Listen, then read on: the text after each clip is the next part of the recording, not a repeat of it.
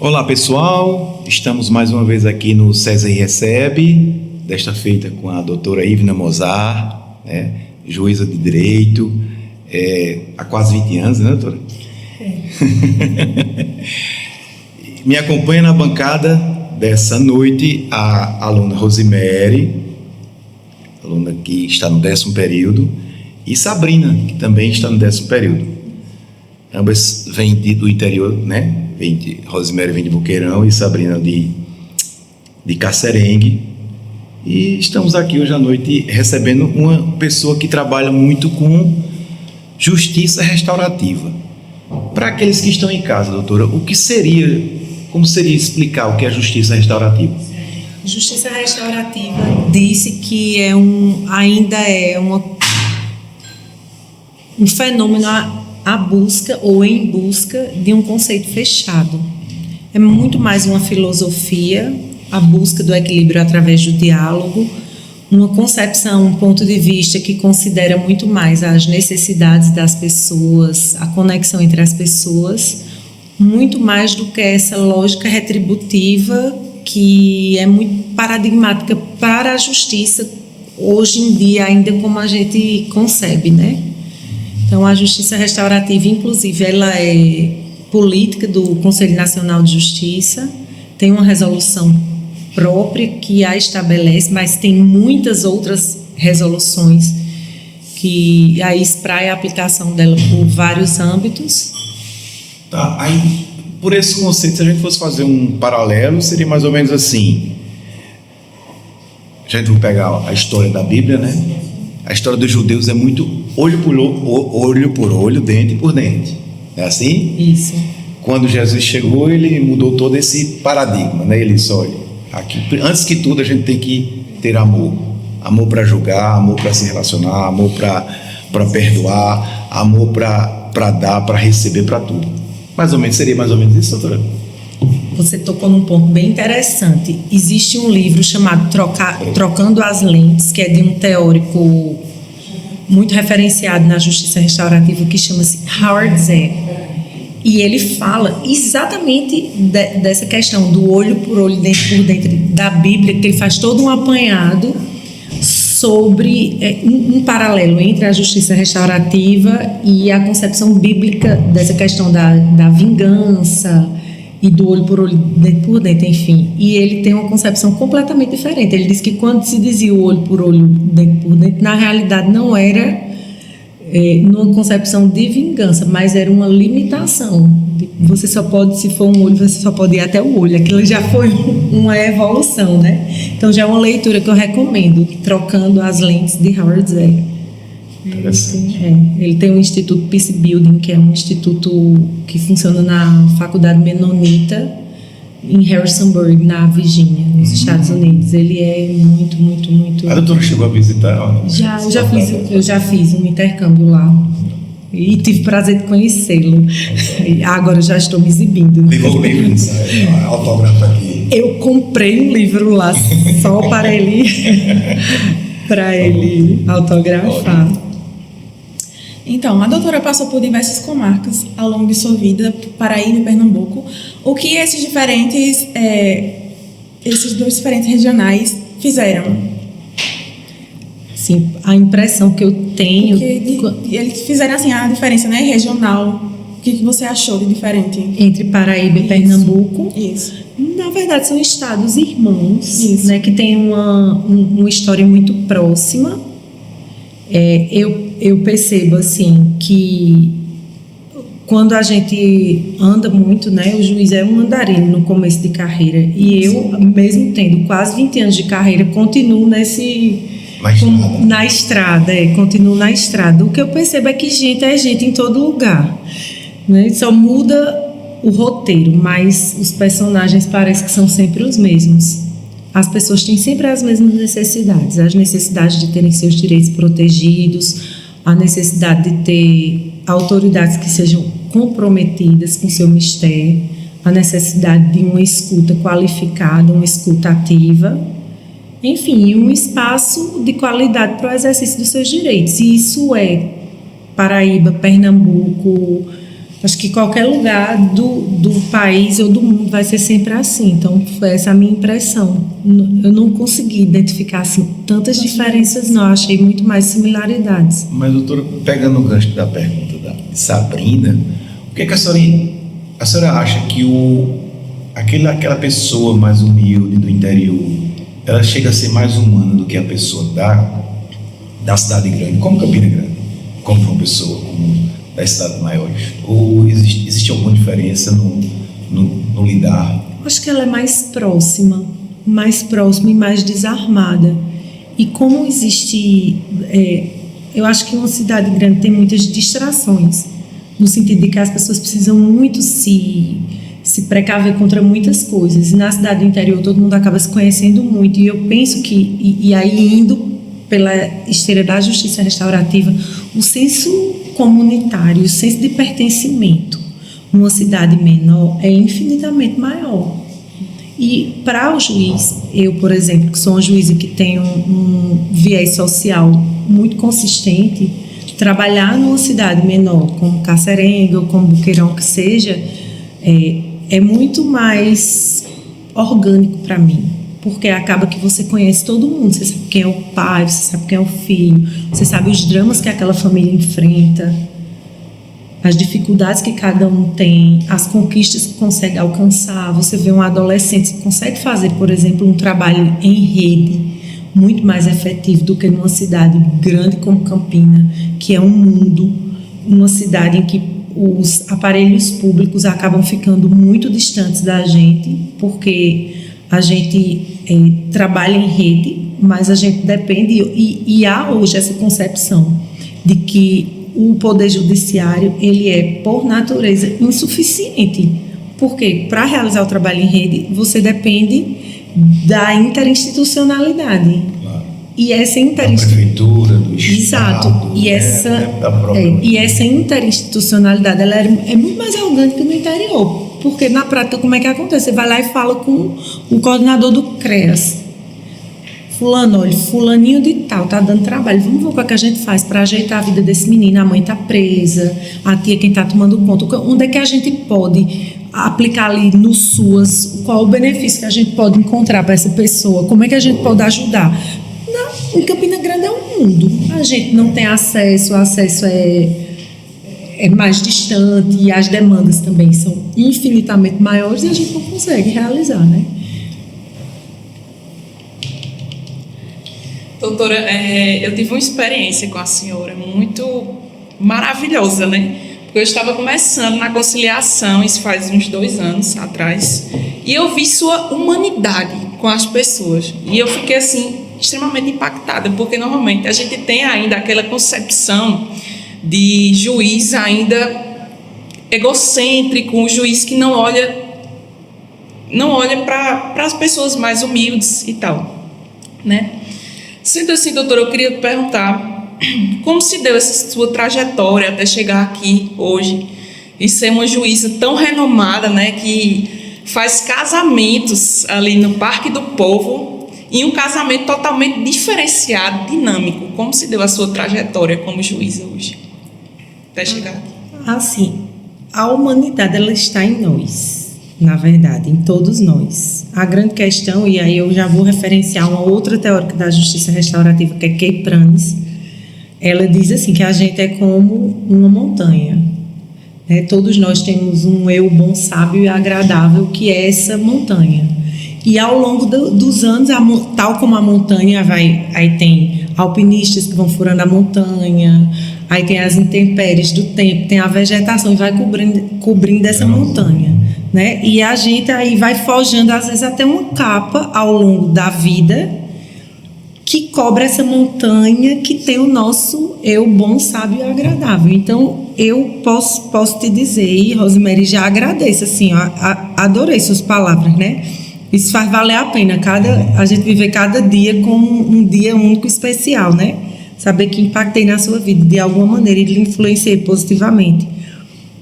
A minha jornada, na realidade, sempre foi desde sempre, encontrar essa minha montanha, sabe? Não permitir que todas essas distrações e todas essas situações que vão acontecendo roubasse de mim essa minha humanidade. Porque as pessoas que chegam perto da gente, elas só querem alguém que tenha um olhar de reconhecimento da sua própria humanidade. E quem chega na justiça já chega vulnerado de alguma maneira. A não ser nos casamentos. Eu sempre digo, eu adoro fazer casamento, porque é só quando as pessoas chegam felizes perto de mim.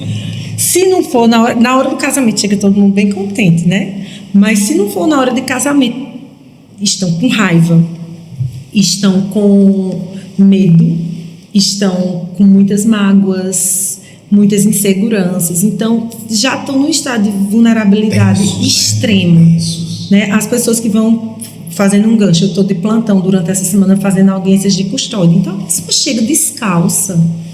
Muitos chegam descalços, sujos de sangue. Muitos que estão em situação de drogadicção chegam, inclusive, já sem usar substância psicoativa há 24 horas, por exemplo. Então, eles já estão ali em abstinência. Então, a gente já enfrenta a pessoa numa situação de vulnerabilidade muito extrema. O mínimo que uma autoridade que ali recebe pode fazer é dar um tratamento digno.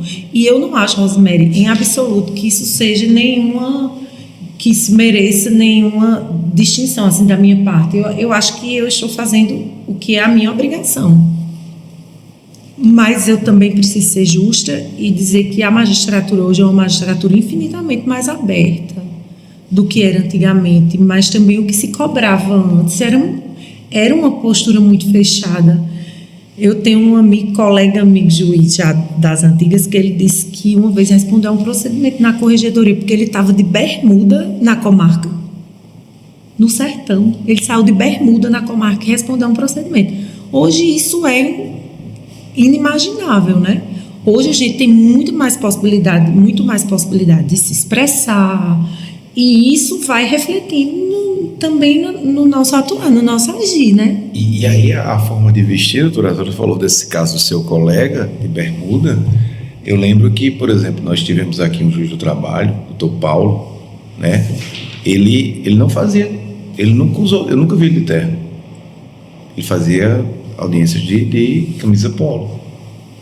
E era um dos juízes mais humanos, mais que eu conheci na Justiça do Trabalho. Ele ouvia muito cuidado das partes, das testemunhas.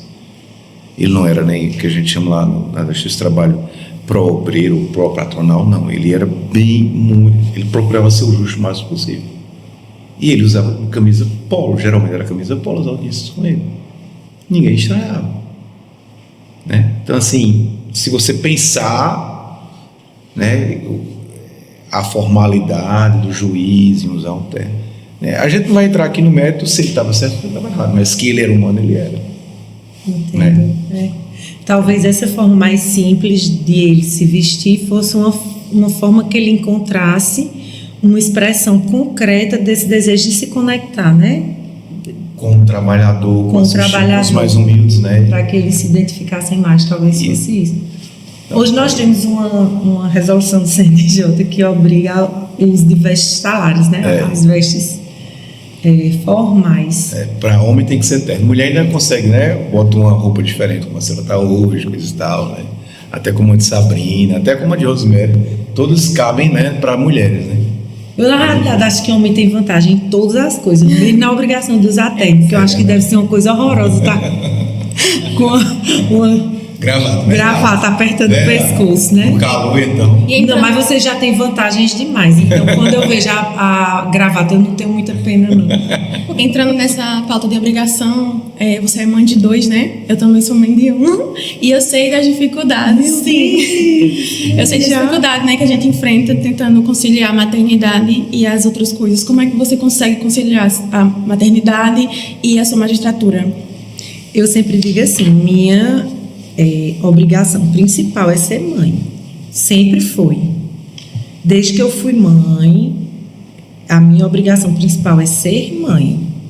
Eu levo a magistratura muito a sério e tenho muita responsabilidade com isso, mas eu sou muito consciente que minha primeira obrigação nesse mundo aqui é ser mãe. Então, eu muitas vezes, ou diria a maior parte das vezes, é bem sofrido. Sim. Né? Porque hoje meus filhos já estão grandes. Eu tenho uma filha de 19, tenho um filho de 17 que está morando fora, vai passar um tempo fora de intercâmbio. E hoje estou recepcionando um intercambista de fora, né? Que inclusive não está entendendo nada que eu estou falando, está aqui comigo, ele não está entendendo, porque ele só fala mandarim. Ele é de Taiwan, ele fala mandarim.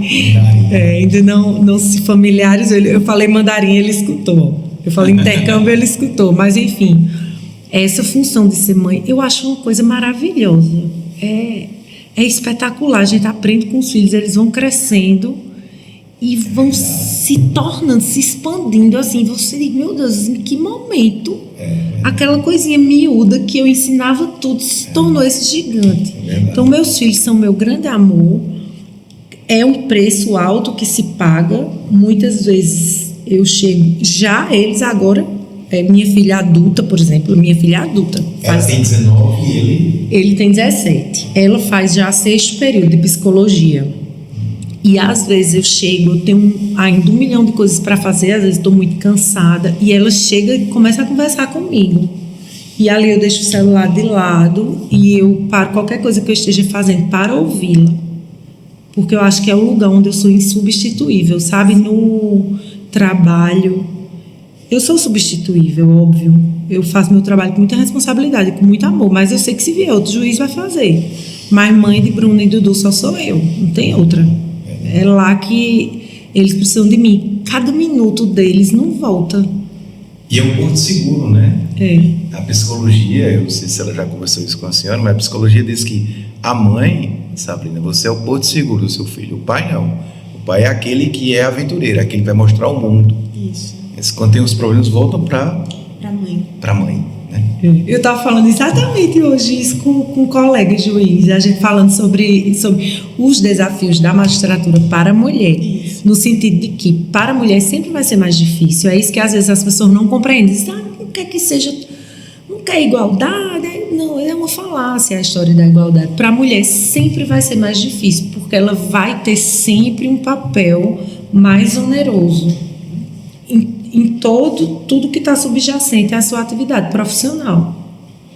Por mais que o homem e o pai ajudem. Por mais que o pai participe, que eu não gosto nem desse termo ajudar, né? A gente ajuda na tarefa dos outros, a tarefa do pai tem que ser dele também. Verdade. Por mais que o pai participe nessa tarefa que também é dele, existem limitações biológicas. A mulher, quando dá à luz, ela fica um tempo afastado de suas atividades e precisa de um tempo para se recuperar. Depois, o puerpério é sempre complicado. O puerpério, e depois ali fica até a criança se desenvolver e não depender fisicamente daquela mãe, é muito tempo. E fisicamente, mas psicologicamente é para a vida toda. Se a mãe tem esse comprometimento, é para a vida toda. Plenamente, verdade. Você acha que o fato de você ser mãe influenciou em alguma abordagem sua? Totalmente. Eu me lembro que eu fazia uma oração assim. Quando eu passei nos concursos eu passei em 2 concursos para magistratura. E aí eu dizia, meu Deus, eu era muito nova na época, né? Menina. Quantos anos tem? Eu comecei a passar, eu tinha 21. Porque eu me formei muito cedo, enfim, fui logo passando. Numa época, minha gente, vou contar com uma fofoca, eu estudei com o Délio. Nós estudamos juntos, né? Nós estudamos juntos, ele usava aparelho, tinha mais cabelo. Não estavam tingidos de branco. Não estavam tingidos de branco, agora ele adotou essa moda, né, de pintar de branco. Mas, enfim, nessa época... E sempre muito estudiosa, registro civil, que várias vezes... Ivna, pelo amor de Deus, perdi a aula não sei de quem. Aí eu ia até a casa dela, pegava o caderno, xerocava, às vezes copiava. Verdade. Era verdade. Os famosos cadernos, né? Aí o que aconteceu? Quando eu me formei, que eu passei nesses concursos, eu dizia assim, mas meu Deus do céu, eu vou ser juiz, é um negócio muito punk, porque eu vou decidir a vida das pessoas. E a minha oração era sempre assim, ai meu Deus, eu não quero enfrentar isso se eu não estiver pronta. Eu não quero enfrentar isso se eu não estiver pronta.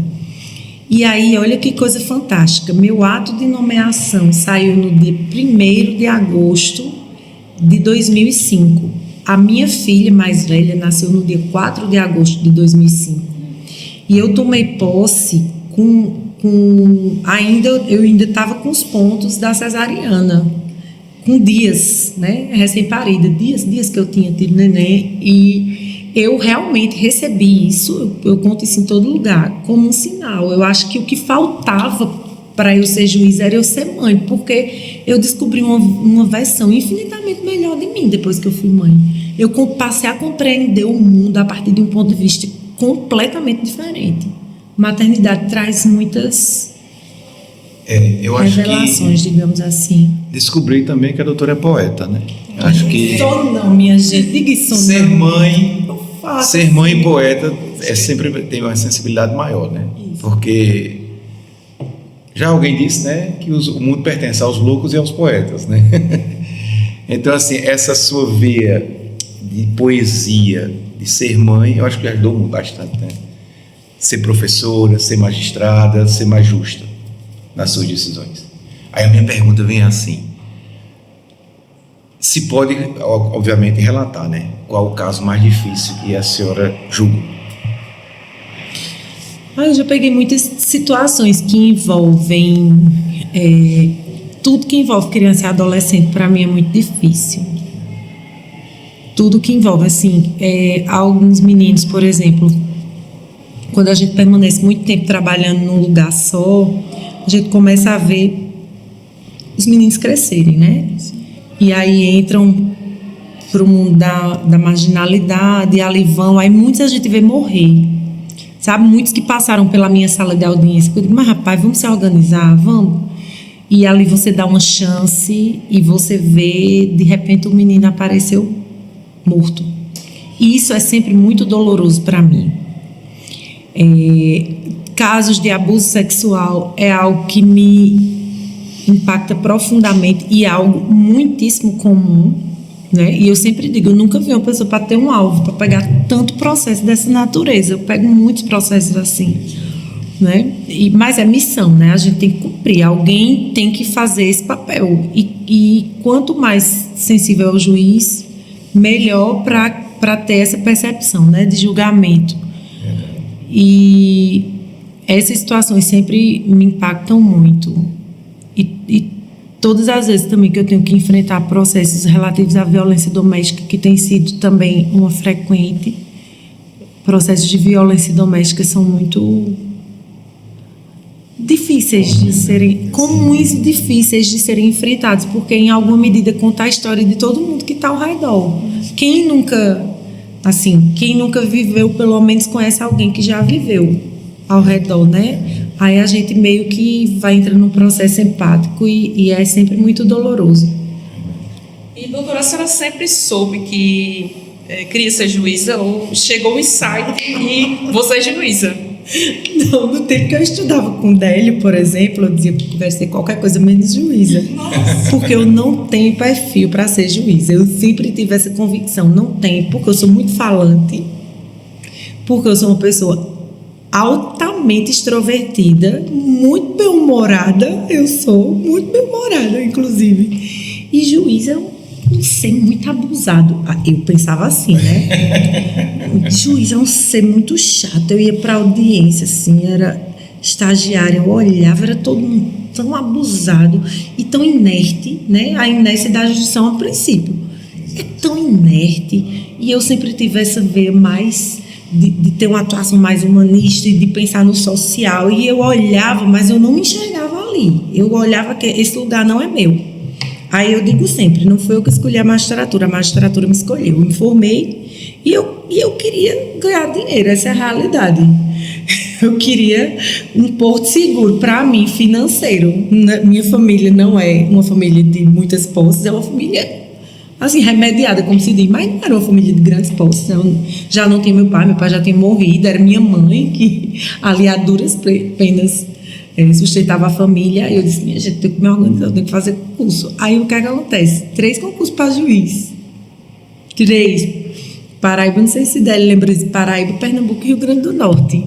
Todos os estados, assim, que era uma coisa também que eu não queria, era ir embora. Eu não conseguia me imaginar morando longe, porque eu sou loucamente apaixonada por Campina. Eu digo que sou quase uma árvore, de tanto que minhas raízes estão fincadas aqui. Meu sangue é preto e branco, 13 anos. Minha vida é aqui. Então, de Campina mesmo, né? Misericórdia, Campina Grandense. Eu digo, misericórdia. Que eu vou fazer esses concursos?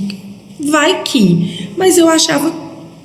Eu fui meio sem compromisso porque eu não acreditava, sinceramente, que eu fosse passar, porque, embora eu tivesse essa rotina de estudo, de disciplina, bem disciplinada para estudar, eu via pessoas que já estavam há muitos anos na estrada estudando. Então, era para mim uma coisa meio que, eu vou fazer, eu vou fazer. Distante. E aí, surpreendentemente, eu fui passando nos 3. E fui passando, e passei. O do Rio Grande do Norte acabou que eu abandonei no meio, porque eu já tinha passado aqui e já tinha passado em Pernambuco. Aí o do Rio Grande do Norte eu deixei para lá.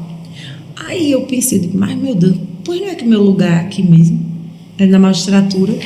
E depois que eu entrei para a magistratura, eu entendi que era possível e que era necessário. Era isso que eu ia outro dizer. perfil. Exatamente. Ele está falando como advogado agora, estou vendo. Não, mas eu nem como advogado, doutor. Eu estou falando assim, como assim?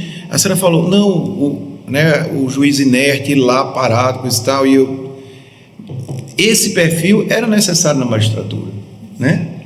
Para trabalhar com justiça restaurativa, com conciliação, né? Inclusive a casa aqui, nossa faculdade é parceira do Sejusc, né? Então, assim, era esse perfil que precisava o Poder Judiciário paraibano, né? A Justiça Estadual da Paraíba, né? Porque eu acho que, claro, nós precisamos de juízes sérios, né? Mas também juízes extrovertidos, de bom humor, que consiga, né, às vezes, uma situação de difícil conciliação, a senhora consegue reverter. Dialogar. E, assim... o fato de se ser bem-humorado não afasta o fato de se ser sério, né? Claro, você pode ter uma atuação séria, consistente, a despeito de você ter uma atuação leve. Mas entenda, né? O que eu falei com relação ao bem-humorado, Rosa Sabrina e doutora Ilna, é questão que, numa situação difícil, a senhora consegue contornar o seu bom humor. Né? Mais leve. Exatamente. Tem até o caso, né, de São Mamed, como fez lá de São Mamed, que um rapaz que tinha problemas mentais procurou um juiz para matá-lo. Para matar o juiz. Procurou o juiz para matar, né? Chegou no fórum e o ótimo foi que o vigilante do fórum foi o primeiro a se trancar no banheiro, com medo. Porque o rapaz era enorme, altão, enfim. E todo mundo ficou com medo. Aí só sobrava eu e o promotor, que já era um senhor de idade. Eu digo, gente, se esse promotor for, o camarada vai achar que ele é o juiz, vai matar o promotor. Aí eu fui lá e disse, oi senhor, tudo bom? Tudo bom, o que é que o senhor deseja? Eu quero matar o juiz. A senhora estava sozinha praticamente? Não, nós estávamos em audiência, só que quando ele chegou no fórum, ele só de bermuda, parecia um incrível Hulk, bem altão, muito musculoso, muito forte, todo suado, porque ele veio a pé de Santa Luzia para São Mamed. Uns 30 quilômetros, né? Dá uns 20 e pouco. Ele foi a pé mesmo, de verdade. O pessoal da PRF avisou, passou aqui um cara sem camisa, muito... avisou lá no fórum e ele chegou, enfim. Eu sei que ele chegou lá e disse que queria matar o juiz, todo mundo ficou com medo, todo mundo correu, todo mundo se trancou, e uma servidora, que era a mais medrosa de todas, chegou extremamente na sala, doutora, olha, fulano de tal, tá aí, que ele já era conhecido na cidade, né? Dizendo que quer matar o juiz, porque tomou o título eleitoral dele. Ele havia sido interditado. Aí, na época, né, tinha repercussão nos direitos políticos, hoje não tem mais. Aí lá vem, eu fui lá fora, eu disse, olá, tudo bem, fulano? Ele, tudo bem. O que é que você deseja? Ele, eu desejo matar o juiz. Eu, depois eu vou chamar o juiz. Fica aqui nessa salinha que eu vou trazer uma aguinha, um café. Ele, quando ele entrou na sala, eu corri, tranquei a sala, chamei o pessoal do hospital local, chamei a polícia, e quando tiveram, ele deram injeção, ele estava em surto, e ele foi levado para tratamento, e deu certo. Mas enfim. Vai, contei com o fato dele achar que era um juiz, homem, né? Pois é. Pois não, vou trazer alguém para o senhor e vou chamar ele, vem tratar com o senhor sobre isso. Senhor, foi. Até hoje está lá ele esperando para falar com o juiz. Pois bem, a conversa é boa, doutora. A gente aqui poderia ainda passar muito mais tempo, né? Porque é descontraída, é uma conversa boa. A sua história é uma história bonita, né? A história de uma pessoa que desde cedo estudou muito. Eu sou testemunha disso, né? Eu gostaria de me despedir, mas eu vou passar a palavra para as alunas, para a nossa acadêmica Sabrina e depois para a nossa acadêmica Rose, para dizer mais alguma coisa e para a gente nos despedir, né? Então, como a gente está nesse ambiente, né, de faculdade, eu queria que você desse um conselho para os alunos que pretendem seguir com a carreira de magistratura. Estude. O primeiro é estude. Bastante. Não, estude e avalie o que você realmente quer. É isso. Né? Que não é fácil, não é simples. Hoje eu comentava com o promotor que estava trabalhando comigo, Dr. Clark, que foi meu professor, inclusive. E eu dizendo, mas Clark, rapaz, eu pensava assim, rapaz, quando eu estiver lá para os 40, eu acho que eu vou trabalhar pouco. Já vou em 45, já estou com quase 46, agora é que eu trabalho. Nos últimos 5 anos eu tenho trabalhado muito mais do que eu trabalhava antes. Muito trabalho. Então, é muito trabalho, é muito estresse. O juiz é sempre muito foco. Existem outras carreiras, e aí eu não estou desmerecendo minha carreira, não. Eu estou só sendo clara, né? Existem outras carreiras que têm uma remuneração bacana, mas que as pessoas vivem no anonimato. Isso acaba dando um certo conforto. A magistratura, ela exige muito de você, no sentido de você ter um papel social relevante. Isso exige de você uma postura, um comprometimento e um estudo constante. Então, se você quer ser juiz, e se é esse seu desejo, ser juiz ou juíza, a primeira coisa que você tem que fazer é estudar muito, porque para entrar não é fácil, mas você tem que, antes de tudo, saber o que você realmente quer. Porque existem pessoas que estudam tanto e que querem entrar, fazem como eu fiz na época, né? Eu quero uma estabilidade financeira, vou lá. Que bom que eu acertei, né? Poderia ter errado. Mas, assim, não entrar por entrar, porque são muitas vidas que passam pelas suas mãos. Tem que ter responsabilidade e comprometimento. Né? Entender isso como um papel social importante.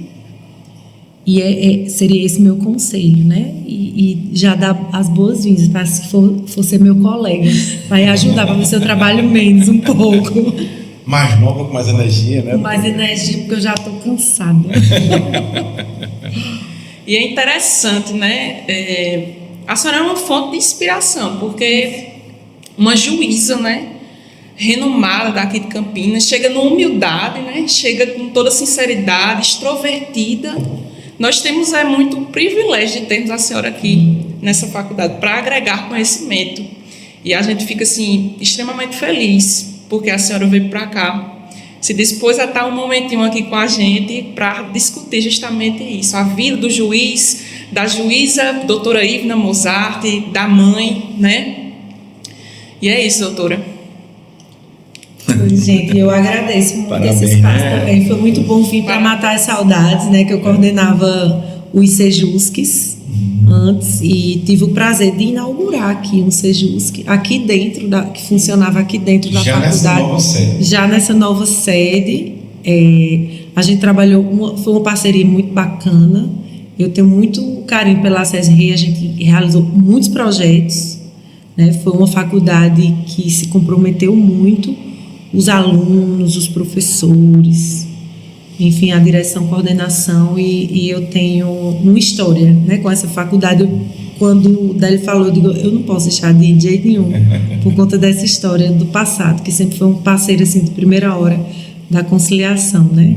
Agradecemos, doutora, a sua presença aqui, a sua paciência, né, a sua eloquência.